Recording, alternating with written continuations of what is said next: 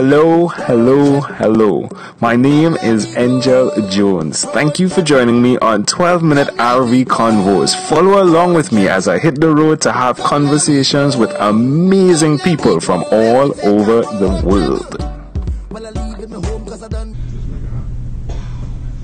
Good morning, or whatever time it is where you are.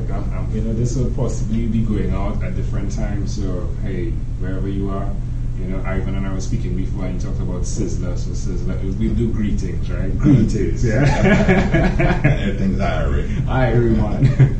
But here we have today with us Ivan. Ivan is and was on the podcast. Yeah, his episode number we will refer to pretty soon. But Ivan is an amazing guy. I was really intrigued by the conversation I had with him because, well, you'll see why, right? But Ivan, tell us a bit. So Ivan Hunt is his name. Yeah, tell us a bit about yourself, what you do, and first of all, it's just a great pleasure to connect, right? To have a virtual conversation, right? And then come meet you face to face. Right. To me, it's miraculous. Yeah. Yes. I shake your hand again. Yeah, I appreciate that. On that. Yeah, we did hug first. Hug is a big. Did we get a picture of the hug? No.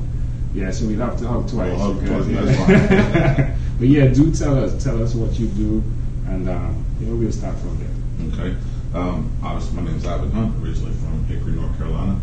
I'm a transformational coach, public speaker, also internet radio show host, and podcast host also. Of the podcast. What's the name of the podcast? Keep It Moving. Keep It Moving. Ivan Hunt. It's all about inspiring, motivating, and encouraging, empowering people to take ownership over their life so they can live a life that's full of purpose, passion, and meaning. And I really enjoy doing this show. And actually, you were a big inspiration for this show. Just interacting with you on LinkedIn and so forth.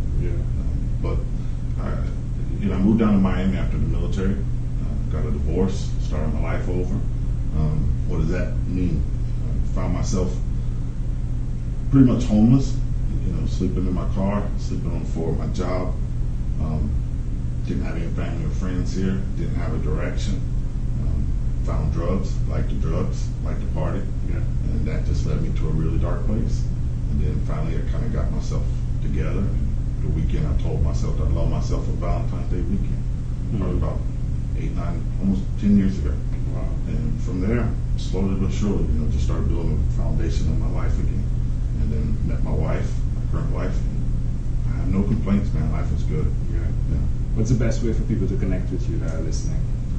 You can reach me at coach@ivanhunt.com, or you can go to my website, ivanhunt.com. And those are the two best outlets. IVAN Hunt HUNT.com. Tell us, it's amazing when you're having conversations, so many conversations. You're experiencing a ton of things, right? Like tones, you pick up, even in coaching, right? You'll pick up on cue points. I'm intrigued. You jumped directly into what your challenge was. Right. Many people do have challenges with doing that, right? They seem to separate themselves from the pain point. You seem to go in. Is it your military background, or is it you've seen the value in it? Probably seen the value in it. The military probably does play a role into it, because you just attack things head on. You adapt and overcome. I just embraced that part of me. I understand that it's what has made me. It doesn't necessarily define me, right? But that's what has made me who I am. That is what has given me the experience to be able to connect with people and be able to speak their language of hurt and pain and frustration and confusion. So I embrace it. Because a lot of people do shy away from those pain points, but that dehumanizes that person. Whereas I'd rather be tangible to somebody who's in distress and somebody who is hurting. So I'm willing to share my shortcomings, my failures, mistakes, and say, here, I'm no different than you are. Let's walk this journey together. Has it been beneficial? Have you seen a total transformation in the way people approach you because of you doing that? Yes, and a lot of times, we were talking about tone and facial expressions and so forth, and You mentioned, okay, you kind of can sound kind of harsh. Yeah, no, he sounds pretty harsh. Like, yeah, it's like, yeah, I'm here. Okay, you're okay, yeah. Yeah, I'm short that way. Yeah, but and what people really find though is once I do open up, and once they kind of see past that outer shell or their perception of me, they really find that I've got a big, huge heart, and I'm really a soft teddy bear. Just rough around the edges sometimes, but it does. It helps me connect with people. I speak their language, and it makes me tangible. I'm human. Yeah, that's amazing. Yeah, one of the things I'm fascinated with as well is like the way you pull on information. So it seems as though you're very intellectual, right? It seems as though you use acronyms a lot, right? One of the things when I asked you what was your own unique real statement, like you dove directly into it, right? One was about options. You said something about options. Oh, a life with no options is no life at all. And I didn't cue him for that, right? Like he's doing this. For me, Zig Ziglar says helping other people get what they want and you'll get what you want. But the thing that made that so easy for me to say is I've integrated it into my life. Yes. Have you done that with options? Absolutely. And I remember, I found myself, I didn't have nowhere to go. And I called my uncle in Detroit, Michigan. He's passed. God bless him. But, he said, Alvin, he said, you got a job? I said, yes. He said, give yourself 30 days. He said, if you ain't found something in 30 days, call me back. And I was like, well, what in the world am I going to do? And the first thing that popped in my head was, I don't have any options. I don't have any choices. I don't have anywhere to go. And I said, well, first thing I got to do, I got to create options. If you got this or that, you just got to make a decision. And either one could be necessarily good for you, right? But if you got this, that, and the other, well, one of those three is bound to be more beneficial to you than just having to make a decision. And so that's what I did. I just started looking. So, okay, I got to create options. I found this and I found that. Okay, let me see if I can find a third one.